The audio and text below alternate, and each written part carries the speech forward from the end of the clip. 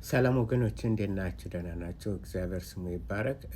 አንድ ሀሳብ ይዤላችሁ መጥቻለሁ። አንዲት ክርስቲያን ነው የተጠየቀችው እና ስለ መጽሐፍ ቅዱስ በመጽሐፍ ቅዱስ አንድ ወንድ ለአንድ ሴት ነው የሚለው መጽሐፍ ቅዱስ የሚለው አንድ ወንድ ለአንድ ሴት ነው ወይ የሚለው ነው ጥያቄው፣ ወይስ አንድ ወንድ አራት ሴቶች? ስለዚህ እህታችን የምትመልሰውን መልስ እንመለከትና አስተያየት እሰጣለሁ። I'm not a Bible head. I will be the first to admit that. But yes, biblically, if we're looking at the Bible says that marriage is between one man and one woman. Yes. አዎ እምነቴ ነው። መጽሐፍ ቅዱስ የሚለው አንድ ወንድ አንድ ሴት መጋባት እንዳለባቸው ባልና ሚስት ቤተሰብ የሚመሰረቱት አንድ ወንድ አንድ ሴት እንደሚል መጽሐፍ ቅዱስ ይህን እንደሚል እምነቴ ነው። We can all agree that it's what that says. አዎ በዚህ እንስማማለን ሁላችንም። There's enough evidence to show that again we evolve over time and views can change and so ስለዚህ ነገር ግን ልናስተውለው የሚገባ ቢኖር ማህበረሰቡ እየተለወጠ ነው የመጣው። ህብረተሰቡ እየተለወጠ ስለመጣ ያን መጽሐፍ ቅዱስ አንድ ለአንድ ነው የሚለውን መቀበል ይከብደናል ትላለች። መጽሐፍ ቅዱስ የሚለውን እንትን ለማለት ያንን ይሄ ነው የሚለው እንትን ብሎ ማለት በጣም አስቸጋሪ ነው። ለምን? ማህበረሰቡ ስለተቀየረ። ጥያቄ ለእናንተ፣ እሺ እህታችን ትክክል ናት አይደለች? አዎ መጽሐፍ ቅዱስ ይል ነበር ድሮ መጽሐፍ ቅዱስ ይል ነበር አንድ ወንድ አንድ ሴት ይል ነበር። ኋላ ግን ማህበረሰቡ ሲለወጥ አንድ ወንድ ለአንድ ሴት የሚለው ሆሃይዝም ተቀባይነት የለውም። ስለዚህ መጽሐፍ ቅዱስ ራሱን ማስተካከል አለበት። እንደዛ ነው ወገኖች። እኛንን እንደ መጽሐፍ ቅዱስ ማህበረሰብ ነው እንደ መጽሐፍ ቅዱስን ማንነት የሚወስነው?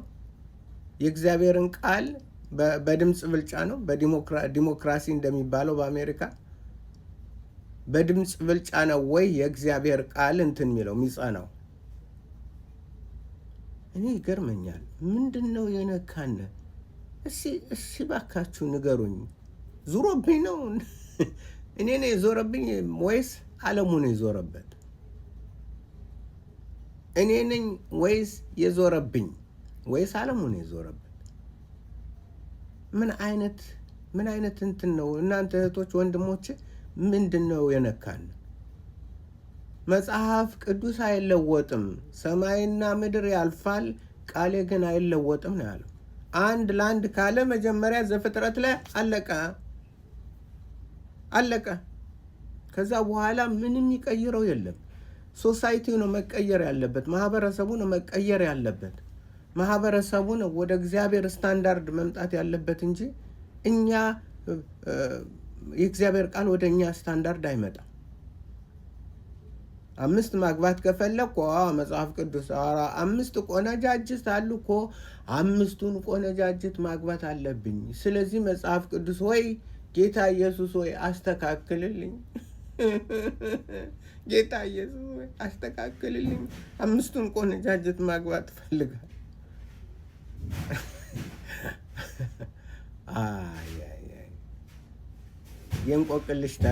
የእንቆቅልሽ ትውልድ ነው።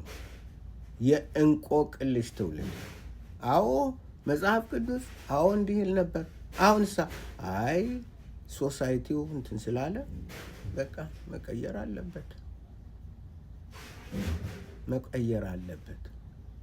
የሚቀየር ነገር የለም። ከተቀየርሽ ትቀየሪያለሽ፣ ካልተቀየርሽ ትዘየሪያለሽ፣ ወይም ደግሞ የእግዚአብሔር እሳት ይጠብቅሻል። የእግዚአብሔር እሳት ይጠብቅሃል። ከተቀየርክ ትቀየራለህ።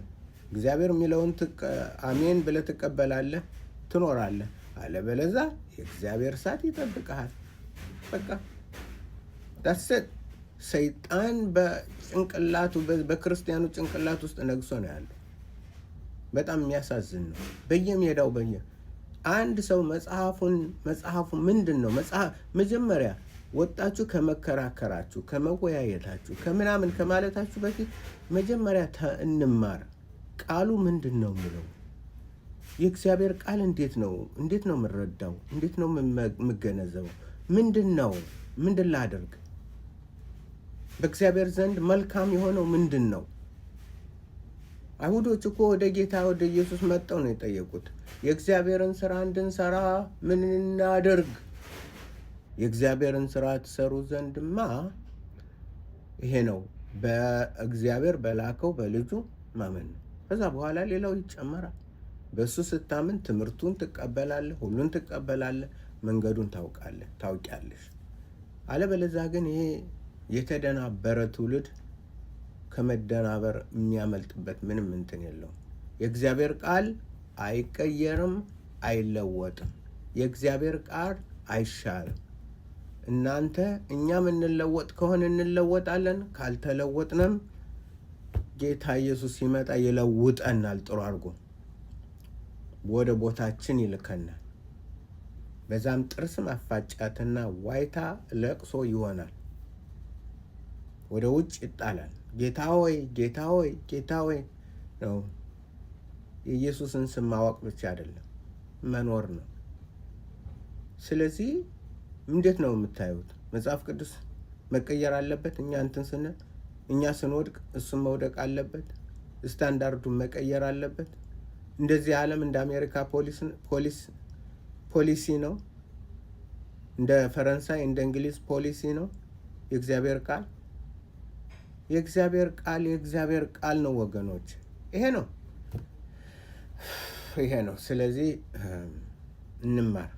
አሁንም እንደገና አስታውሳችኋለሁ፣ የብርሃን ልጆች አገልግሎት በሚለው በዩቱብ ቻናል በመምጣት እባካችሁ የእግዚአብሔርን ቃል እንፈትሽ፣ እንዳን፣ እንለወጥ፣ እንደግ፣ ከእምነት ወደ እምነት፣ ከኃይል ወደ ኃይል፣ በእግዚአብሔር ቃልና በእግዚአብሔር ቃል ብቻ እንውጣ። ይሄ ነው። ስለዚህ አደራ በሰማይ አደራ በምድር በማለት አሳስባችኋለሁ። እዚህ ላይ ይጨርሳለሁ። ጌታ ይባርካችሁ።